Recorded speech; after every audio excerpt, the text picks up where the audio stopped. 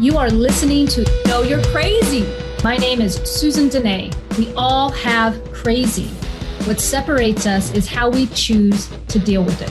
I'm going to be delivering engaging and actionable tools to own your crazy, treat your crazy, and turn it into your own superpower. I hope that you walk away from this show feeling the power and strength within you.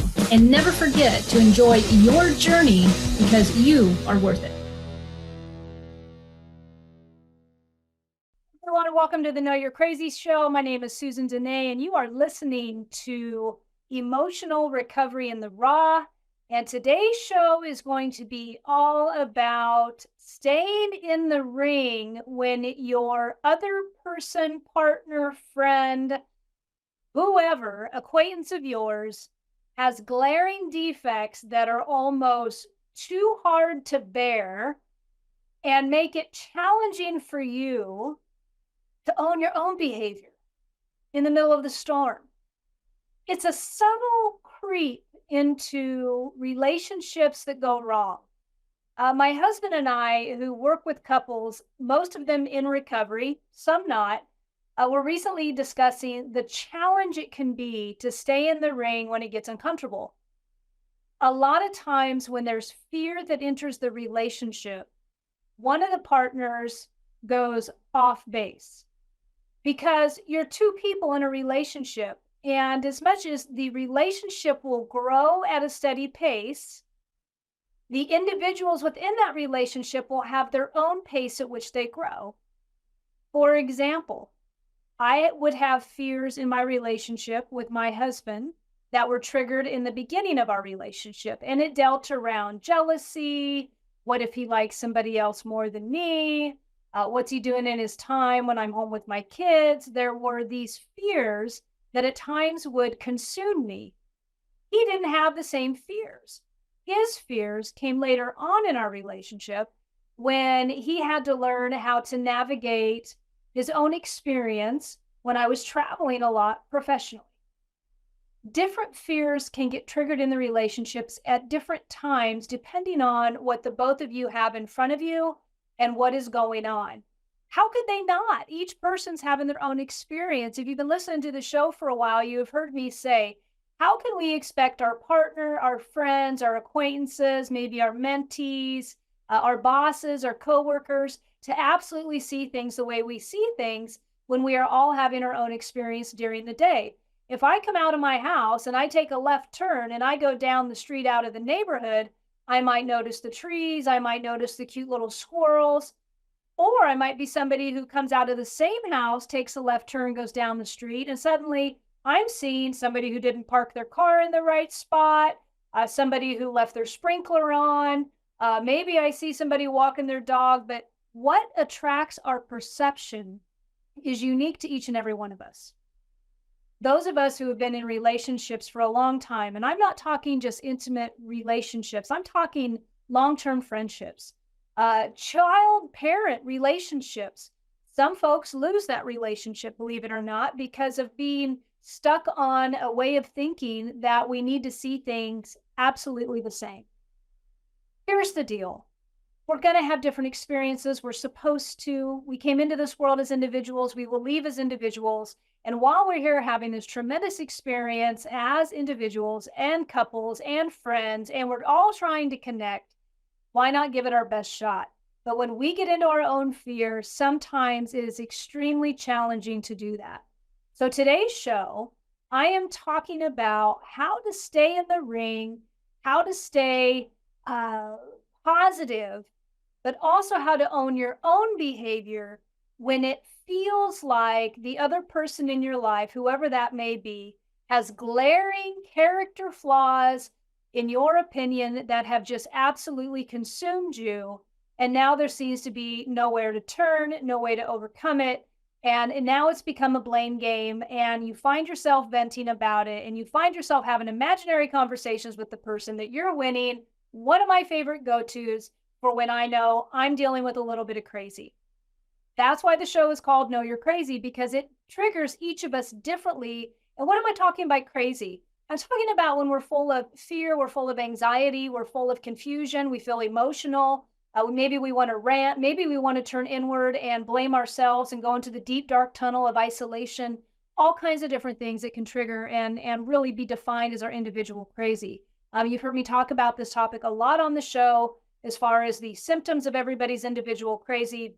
I in no way mean that as in a demeaning way. In fact, I have this beautiful quote that I printed out that says, "We need to dare to be sane, to take on our craziness unabashedly and hold it with compassion, to face it, name it, and in doing so, be bigger than it, no longer caught by it, and therefore intimately in touch with our wholeness, not only sane, but saner than sane." That is by John Kabat-Zinn, American professor of medicine and creator of stress reduction. You may have heard of him. Where do I begin today? I'm going to begin with 3 different topics. Now, in the world of recovery, if you're listening to this and you're somebody who's sober and you've been in the rooms of recovery, then you're going to recognize these terms: obsession, illusion, and delusion.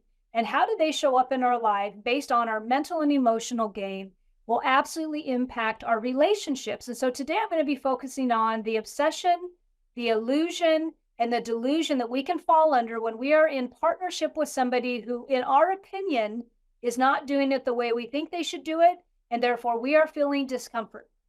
All right? So that's what's up for today. How do we stay in the ring? How do we own our own behavior? And the subtlety that it will require for us to own our own behavior no matter what our partner is doing. For those of you joining me today, if you are looking for coaching, especially for couples or individuals, I suppose anybody, feel free to reach out to me at my website. You can also email me at growthspurt@SusanDenee. I'd be more than happy to take you through a free complimentary session with you to find out if there's something that I can offer you that will help you in your relationship building or your individual goal setting for whatever that you want to have for your future in the next 3, 6, 9, 12 months. If you've never worked with a coach or anybody who has helped guide you through some fantastic questioning so that you can find a place of just excitement, joy, fulfillment for what's going to be coming into your future in the next year or so, or however far you want to go out, I highly suggest it. It's a powerful, powerful method that can be used with you. And it's a wonderful experience. So if that's anything that interests you, feel free to reach out to me at growthspurt@SusanDenee. I would love to be of service. Now, having said that, let's jump in. Okay, first, I'm just going to start everything that I talk about in relationships. Now, yes, I've done a ton of individual work and study about relationships, inner development, self-development, all of that over the years. I mean, that's a thing. Spiritual development has been part of my story. If it's not for you, that's okay. But I will say, me understanding that something greater is in control of this has done nothing but benefit me in my life. And I do advocate that for anybody, no matter what that belief is. So having said all of that, I like to be completely transparent because my experience with this particular topic really comes down to my own intimate relationships. And when I say intimate, I don't only mean with my husband or even my ex-husband, but also my children and women that I have mentored in my life and sponsored in the program of recovery. So a lot of this is just, some of it's just raw data that I've compiled over the years that has really assisted me. And a lot of great talks with my current husband, Joe, as we have navigated our own relationship, blended family, 5 children, both of us in recovery from alcoholism and addiction, which means that our lives are impacted continuously from alcoholism and addiction. We've had children suffer from it. We've had ex-spouses suffer from it. We watch our children navigate those waters now that they've been raised in a sober home, which I would love to say, hey, when you've got a sober home, you may not deal with this. Yeah, not really. You know, addiction can run in all kinds of different forms, faces. Mental illness can accompany it. So as a couple, we have learned to navigate these waters and yet individually grow and grow as a couple. And it hasn't been pretty all the time. I mean, I'm not one of those people that's going to sit up here and tell you, oh, we've had fantastic communication and we've just been in love. No, we've had some nasty ass arguments. We've had, some real, brutal things said to each other, because what I have found when a partner in the relationship is in extreme fear doesn't hear frothy emotional appeal. Yes, I got that from the rooms, but it's such a good line.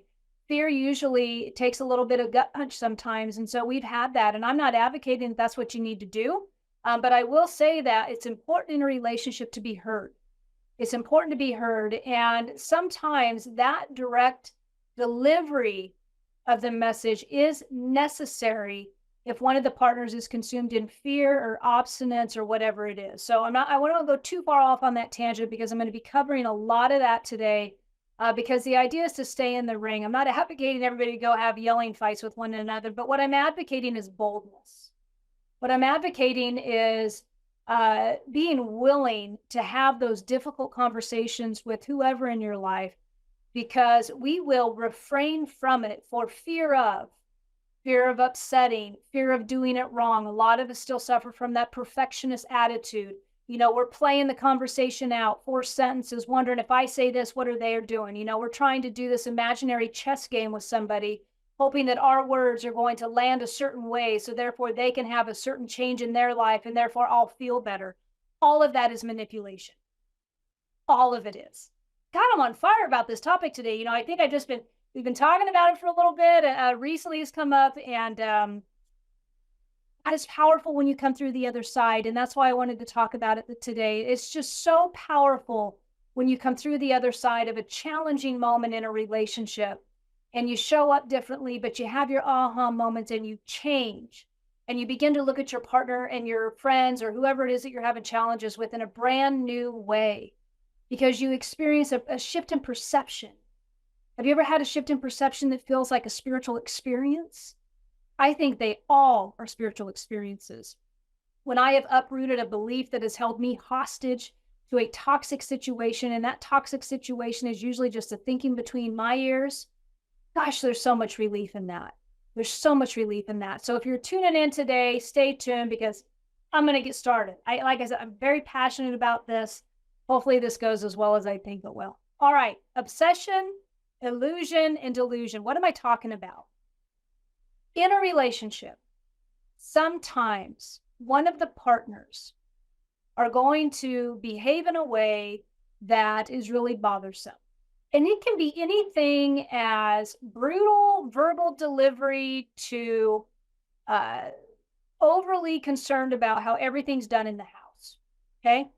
So perhaps it's poor communication. I used to like to say to my husband a long time ago, your delivery sucks. Your delivery sucks. He would own it. Took a little bit for us to get through that, but that was one of the things we had to overcome. Some folks will suffer from one person really obsessed how things are in the house. Like, this goes in this box because of this. And if you don't color in this way, then I'm going to have a problem with that. And I may not, I'm going to try to check it. I'm going to act like I'm being okay, but my intentions are always going to be to change how you do things in the house. And if you don't change how things are done in the house, maybe I'm going to get strategic about my timing of that, but I'm really going to bring it up to you at some point because I noticed you put the fork in the knife drawer, and that's not where it goes. Okay, that's not where it goes. You guys hearing me? We all come with our own mixed bag of tricks. When it comes to living with us or being in friendships with us, we will place silent expectations on individuals. We will define, I love this one. We will define a characteristic. We will assign it to somebody. Do you have people in your life where you have assigned them their personality because based on your own assumptions, based on you living in the past of what you saw yesterday and having an inability to see them in a new way?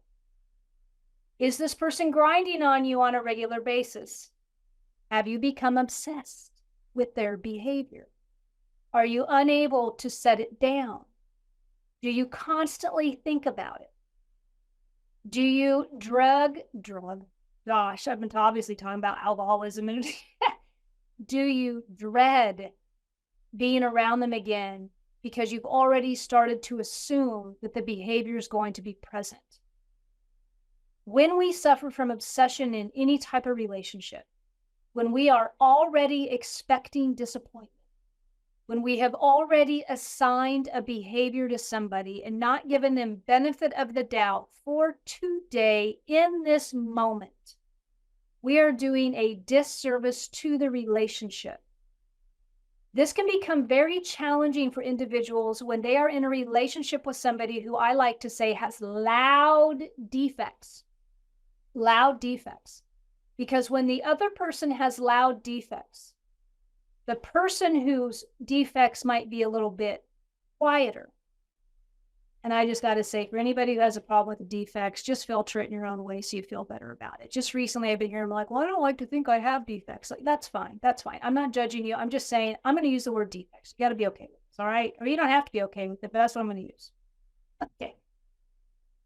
When this person with the silenter defects, maybe the more gentle defects, is around somebody with the louder defects, the silent one can really almost come off as not such a problem, right?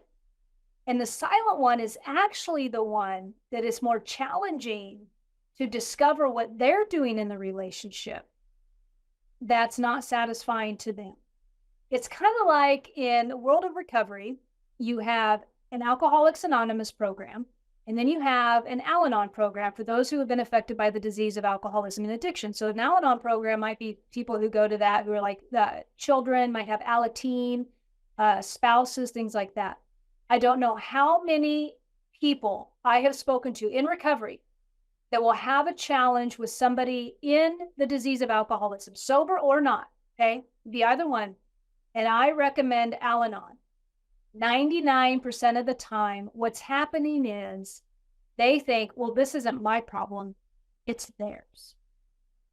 They're the one that's doing X, Y, and Z. They're the one that's bringing this terrible behavior. Why should I have to go do this? The answer to that is because whether we like it or not, when we are affected by somebody's behavior, the only reason we are affected is because it is triggering something within us that we are uncomfortable with. And until we get to the center of that, this other person's behavior will continue to be obsession for us, and we will continue to show up in the same way. Yeah, it's true. The change is always going to be within you and not them. Oh, and it can be challenging. Trust me, been there. In my worst times of my behavior, my worst times, I was a blamer. It was all you. It had nothing to do with me. If only you would behave differently, I would be at peace. I was that person. And so I was the angry victim. And so I couldn't deal with that idea. I couldn't deal with the idea that I would have to go to my own recovery or my own type of healing based on somebody else's decisions or somebody else's actions. I could never believe that. And so it can be very subtle. So if you're dealing with a partner who has out loud defects and you've been navigating and twisting and turning and manipulating your words and addressing it in a certain way and withholding your true self for fear of maybe their defect, maybe they like to argue, maybe you're no good at arguing, so you've learned to go within. There's always a part in all of this for all of us. And if you are the out loud pusher, and you're unaware or you're not being cognizant of how your behavior is affecting others, but yet the relationship continues to be in turmoil and you continue to respond and react in these same ways, then that's kind of where this is going to go for you. Because what will happen is that the obsession will happen with that individual also. If you've been listening to me for a while, I talk a lot about the bulldozer and the doormat. Okay, that's two extreme personality types. We tend to express our stress in one or the other. We're either going to go way inward or we're going to go way outward. So on the way outward person, the obsession will be the other person just needs to do something different. They're not making me happy no more, right? So they're suffering from the same obsession as the one who's withholding. So everybody's obsessed. And when you're in it, I like to say, when we're in it, we're in it. We have a challenging time stepping away from our perception and understanding that we are having an experience. And until we get to our own individual work, we're going to continue to have that experience. So number one, do you have a relationship where you have been absolutely obsessed with somebody's behavior? And really ask yourself this question with full attention. Take some time and ask yourself, because sometimes it might be an in-law, it might be a sister, an adult, it could be anybody, but you are consistently asking yourself or judging them for being who they are because they consistently disappoint you. Yeah, disappointment. was kind of funny. Recently, I've talked about disappointment on the show before, and I had one of these lovely note cards, and I'm reading a new book, and I was in my office. I just I don't know, sitting on my thing. I grabbed the card, I threw it in my book. Well, I'm horrible with bookmarks because I'm always bookmarking and I'm underlining. So, anyways, it's traveling with me, and my husband and I are camping, and he says to me, he holds up the disappointment card, and he goes, "Oh my God, what is with this disappointment card? I keep finding it." And so it was making him like look at himself every time, like, where am I disappointed? What am I disappointed in? And I started laughing. I said, it's not directed at all. It was a bookmark. I just happened to put it in my book. But if you are somebody who suffers with disappointment of others often, how many times are you looking at your partner with disappointment instead of looking at their greatness? When you get out of balance with that, you're stuck on something, you're obsessed with something about them. When there's a person in your life that you just can't quite let go because the repeated thing is continuing to occur, and either you haven't let go of the relationship for whatever reason, you continue to show up, but yet you continue to expect them to change. I just have to let you know that you can always, and we'll get into more and more of this, there's always a way to communicate all of that. But at the end of the day, it's going to be up to you to address your disappointment and where it's coming from and why it is so important. Here's the next one. To realize that you're in an illusion. And the illusion in the relationship is, if only you would change your behavior, I would be happy. If only you would show up the way I want you to show up, I would be happy. I recently had somebody place an expectation on me that wanted me to do something one particular day that I thought I did really well at, but they didn't. They had a whole other story that they thought I should show up in a different way. I showed up to what I was very comfortable with, but this ended up being like kind of like a breakup. And so it was what it was. But there was an illusion that somehow if I behaved in a different way, this other person would feel better. And I'm not that powerful. These people in your life that you're expecting them to behave a different way so that you feel better about you, I just got to give you a little insight on this. The only person that can make you feel better about you is you. That's it. And one of the high performance habits that we talk about in coaching is courage. And I think about that a lot because it takes a lot of courage to learn how to communicate. I mean, how many people have you seen attempt? Well, okay, let's just talk about social media. I mean, it's huge, right? Because everybody has a way to express themselves. They're able to communicate.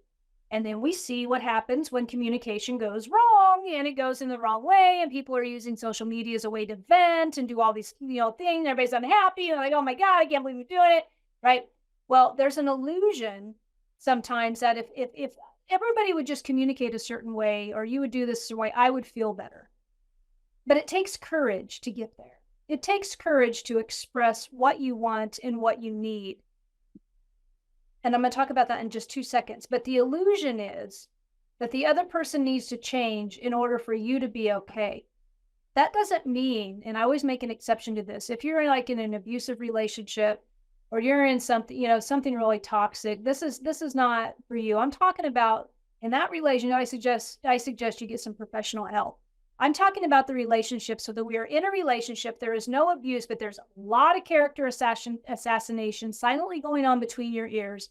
There's a lot of expectation. There's a lot of disappointment. There might even be a lot of yelling, a lot of nagging, and just a lot of stuff going on underneath the roof, right? A lot of stuff going on underneath the roof. Or in your friendships, maybe this is an ongoing relationship with somebody and you haven't truly told them what you think or feel because of whatever. You got your own belief system, but you're constantly ruminating about the fact that they won't change and how they're not doing it for you anymore because you're constantly making them accountable for your happiness. So there is an illusion that this other person needs to change in order for me to be happy.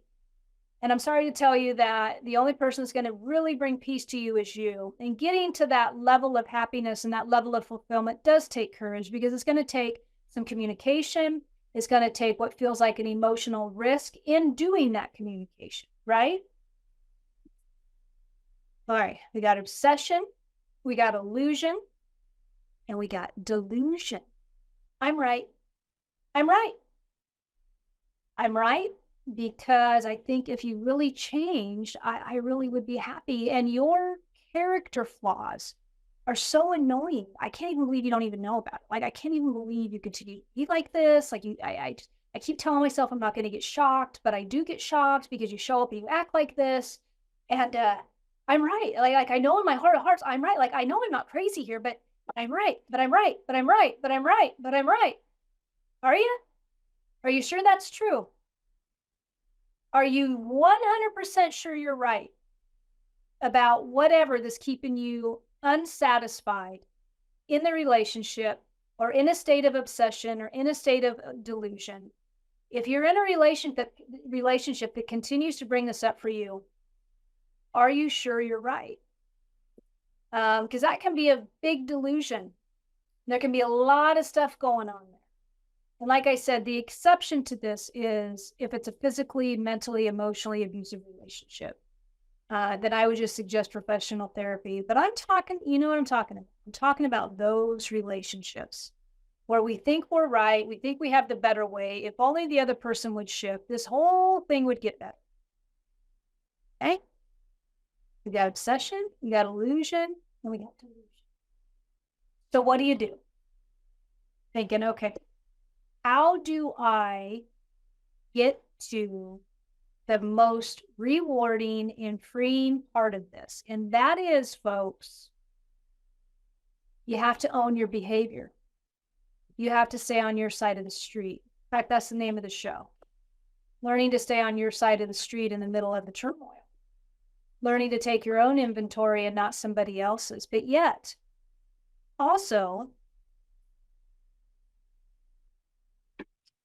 part of that is sitting in the discomfort long enough to allow a shift to occur, not bugging the hell out of your folks, not annoying them with, all the stuff, sitting in the discomfort and learning to own your own behavior. How do you get there? For me, I had to really humble myself and take a good look at myself. I told you at the beginning of the show that some of my experience in this category and my husband's experience, who I have his permission to talk about on this show, really came from our own navigating our relationship. Because, I like to say we are both, we can really go there, and just the passion, and yet we're both very willing individuals to look at ourselves. So like neither one of us gets away with some obnoxious behavior for very long, because individually we convict ourselves anyway, because it's not the person that we want to be or show up in a relationship. But even as a couple, neither one of us want a relationship. We want a relationship that's fulfilling and satisfying, loving, and all that good stuff. But how do you own your behavior, especially when the other partner, you're pretty sure their defects are glaring? There's a couple different words that I could use that will help define a behavior. One can be controlling. That might seem like a really common word that people use, and there could be a lot of meaning behind it for different people, and they bring up stuff. But what I'm saying is, do things always need to go your way? Do you ask your partner for what they prefer? And when you ask them, does it ever go their way, or is it always going your way? Just ask yourself that, because control to a fault could be showing up. Are you meeting 50-50 with your partner or with your friend or with your, whatever, are you pulling your side of the way? So that's the one thing, am I showing up? Another word that comes up for me is manipulation. How do I manipulate my communication? Am I open when my feelings are hurt, or am I withholding? Some people think I'm an honest person, but in their relationships, they're not honest. They've got these expectations, or they have these ideas about the other person that they're not sharing consistently. And then they continually wake up disappointed. And that's the part that can take a lot of courage. And so we have to work on that. We have to work on our wording, and we have to work on our scripting. And I've done shows about this in the past, about sometimes it's literally as simple as sitting down and writing out something that you want to say to your partner. Blaming. Whatever the relationship is in your life that's gone a little bit crazy, are you in a state of blaming them consistently and still obsessing about it, that it needs to happen? Are you a blamer? Are you blaming? The subtlety with which we can't see our side of the street, it's really quite impressive, fear and the level of denial that we can be in. And I talk from personal experience. I can't remember if I shared the story or not, but my mom recently passed away. She passed away a few months back. And my mom was the alcoholic growing up. She later got sober when I was about 19 or 20. I didn't get sober till I was about 26. So about 6 years later, I got sober. And she had wrote me a letter when I was still, as we would say in the recovery, in my cups. I wasn't sober yet. I was, still angry, still resentful, still blaming the world for everything and everybody's behaviors, the glaring behaviors, mom's drinking was glaring. I had a lot to say about it as a kid. I felt a lot about it as a kid. I'm not diminishing my feelings of growing up in that environment, especially for anybody who's in it right now. But what I am saying is I was just in my own experience with it. And she wrote me a letter, and I was probably about 25 when she wrote it. I hadn't gotten sober yet. And I had read the whole letter. It had been opened. I had read it. I think she might have been about 60 at the time. This letter, miraculously, made it to me a few months back. And it had been over at my ex-husband's house, and somehow he'd been going through some things, and my daughter brought it over to me. He said, Dad wanted you to have this box of stuff. It's cards and letters, all these things. So I'm going through it. I find this letter. Now, my mom, in the meantime, is in a nursing home and about ready, she's pretty ill, and she's kind of going through her stages. And I open up this letter, and I read it now as a almost 50-year-old woman who is 23 years clean and sober, and had a life full of experiences. And as I read that letter, I saw my mom, I already cherished my mom. I'd already healed that relationship for me. My mom never had to change anything. In fact, her sobriety didn't look anything like my sobriety. She did it different. And I didn't have to judge that. I didn't have to criticize that over my life. Like, I came to complete peace with that relationship. And yet when I read this letter that she had wrote to me when she was 60, she was now, 83 when she passed. I got to see my mom for the courageous woman that she was, as she navigated her own reason for getting sober and her own story and what she went through. She had told me when I was 25, but when I was 25, I was so angry and I was so blinded by my victim and everything that had been done to me. I couldn't see the letter. I was so blinded by it. I couldn't see the letter. I couldn't appreciate the story she was telling me. And when I read this letter, there was no victim in the letter. This wasn't like her projecting. I mean, she was literally telling, like, God must have been with her that day. It was a complete detachment of love when she wrote me that letter telling me her story. And to me, I believe the universe gave that to me right when I needed it, 2 months before she passed, to when I sat next to her on that bed and I was able to say thank you. She knew. I was saying thank you for everything, because now I know. Now I know exactly what you went through, even though you told me when I was 25. I couldn't see it. In your relationship, the reason I tell you that story is because denial can be super thick and it can be super strong, and you don't always see it happening and you don't always feel it's happening, and you are convinced that something is not your fault, or you are convinced that you did everything right? You're convinced of it, and yet you can't come to terms with the relationship, and you can't come within peace of the relationship. And if that is happening to you, then I just want to let you know there is something there for you to see. There is something there for you to be discovered, because there's more awakening in store for you if you have that going on. And so when we are in a relationship with whoever, for whatever reason, and we're wondering, how do I stay in the relationship when their character flaws or their character defects are so glaring or so misaligned with who I am as an individual? How do I stay? Number one, do you want to stay? For today, are you going to stay? And if the answer to that is yes, I'm not packing my bags, I'm not leaving the friendship, I'm not going to call and break up with them today. If that's the decision today, then guess what? There's plenty of hope for you, because there's more discovery to be had. Just drop the fight or flight, because if it's not happening, it ain't happening. Okay, just get over it and just make a decision today that I'm going to go ahead and I'm going to start to discover what about me needs to shift to stay in the ring. Long time ago, my husband, my current husband, had said to me, I think he said to me, or maybe somebody recommended it, I honestly can't remember, mentioned the idea of him and I going into marital therapy.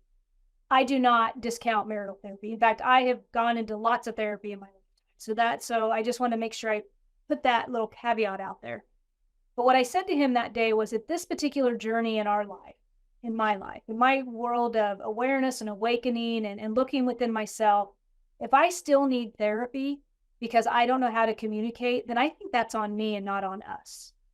And I didn't want to go into marital therapy because I thought, you know what, with all the stuff out there that I've done, with all the awareness, and I'm in recovery, so we got 12 steps and we got outside resource, if I still have to depend on marital therapy for me to learn how to communicate, then I've got something that I'm not addressing within me, and it has nothing to do with my husband, and there's no reason for me to drag him through that. Really, that was my thought. Now, at that point in my life, I had done a lot of work. I was very aware, but I had my own boundary with myself. And the reason I share that with you is because sometimes I think in intimate relationships, everybody wants to go to therapy and talk about it, but nobody wants to own their part.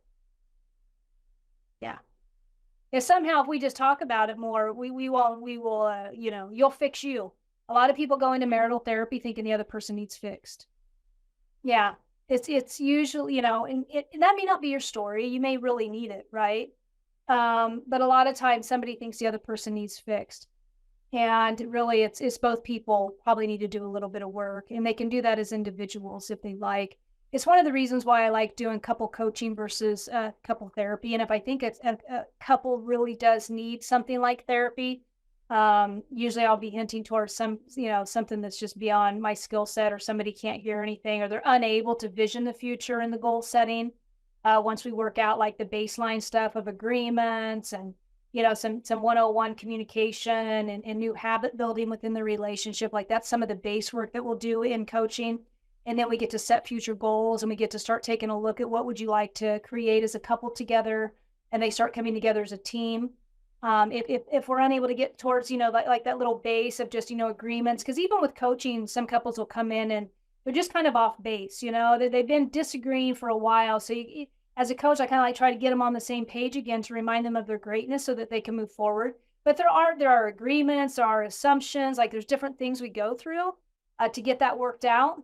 That in that baseline, if that can't get worked out, or if they keep retreading, I guess, the same behavior, the relationship behaviors, I like to say, not the individual behaviors, but as a couple, if they keep repeating the same behaviors as a couple, and there's no gain in it for them, that might be something for therapy, even maybe individual, and then they come back. I don't know. This kind of goes beyond, but I'm aware of my own skill set, and I'm aware of when I'm tapped out, like tap out.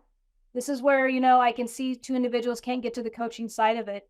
And I just think that's important to say, the difference between the two. But there's always your part.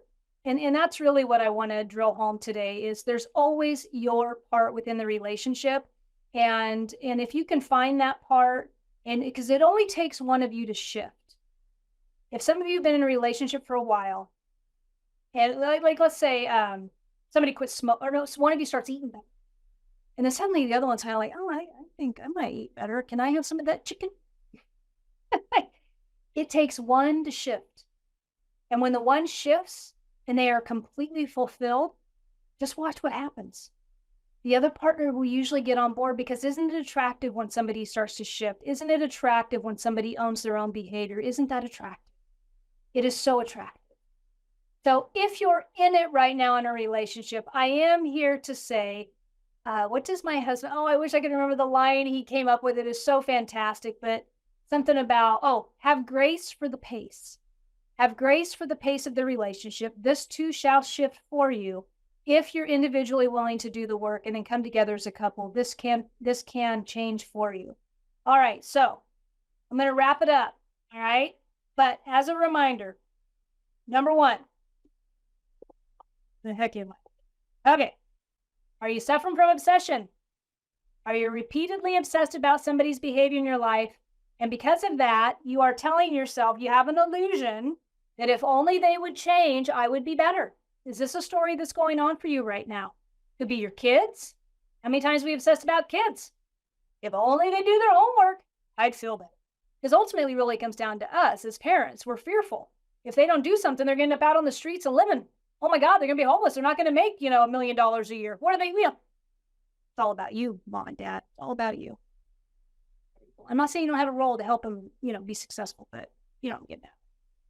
Delusion. I'm right. You got obsession, illusion, or delusion coming up in the relationship. I'm right.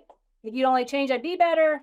And I can't stop freaking thinking about it. So I've got these 3 things going on. What do I do about it? Number 1, you got to find out how to own your own behavior.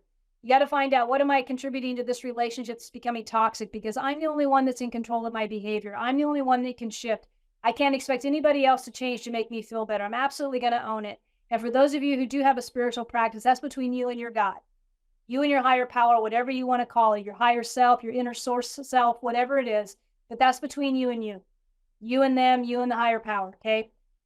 Changing somebody else is absolutely impossible. We can only change ourselves. But once that energy becomes supercharged and fulfilled and all of the above, it's amazing how that will impact the relationships in our life, right? Learn to sit in your discomfort. Sit in it. Nothing needs fixed right now.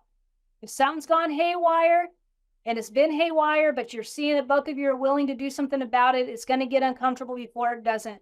Learn to sit in that without having to nag, fix, overtalk, overburden, overtext, ask 20 million questions. Just sit in the discomfort. As my husband said, this message was given to him a long time ago, not in our marriage. Somebody once told him, just leave that poor woman alone. Just stop it. Stop bugging her. Stop, let her be. Let her be. Just sit. Learn to sit. Let her be, right? Sometimes we got to do that. All right. I think what I'm going to wrap up is happiness doesn't just land on us. It's earned. And from my own spiritual toolbox, I will say that my energy to stay in a great space takes some effort. I have to be accountable to pulling myself out of depressed moments. I have to become accountable to pulling myself out of bored moments. I have to be accountable to remain excited when I want to be excited. And I have to be accountable to allow myself to feel without taking hostages along with me when I feel. And when I feel, I'm talking about the negative emotions. I'm talking about the disappointment, the anger, the blame, the righteousness that can kick in. People don't deserve to have to go down that road with me. They just don't. When I'm in fear, I get to own my fear. And I think that once we learn to do that, our relationships absolutely flourish and they become beautiful and exciting and joyful. And that's why I do shows like this, is to remind you, if you're in it, there is hope for you. But you have to start with you. You have to start with you. And start seeing the people in your life that you're super disappointed in. Start seeing them as God would see them. Start looking at them like God looks at them, because God ain't looking down on them or looking at them, or inner source isn't judging them for who they are. They are seeing all the goodness. Sometimes I like to look at somebody who's really challenging for me, like a little 2-year-old running around, like a little, there's a couple people in my life that have red hair. I think little redhead 2-year-old running around. But it makes me feel joyful and it makes me chuckle a little bit because they take the seriousness out of it. Don't take this stuff so seriously all the time. Everybody's having their journey. They're meant to have it. For whatever reason, you're meant to be in that person's life when you're meant to be in that person's life. And so we just do the best we can as we navigate, and we learn to kind of let go of the resistance and become joyful and satisfied in all that we do. All right, so that's why we do it. That's why we do it. So having said that, thank you for joining me this 4th Wednesday of the month. I absolutely love being here. Reach out to me if you're looking for any of that couple coaching, or if you think that sounds like something you and your partner would be interested in. I would love to be of service. You can email me at growthspurt@SusanDenee, or message me on Facebook, whatever, Instagram. I would love to connect with you. So having said that, have a fantastic, fantastic evening. It's been great. Take care, and be gentle with everyone in your life. Bye-bye. You have been listening to No, You're Crazy. Crazy.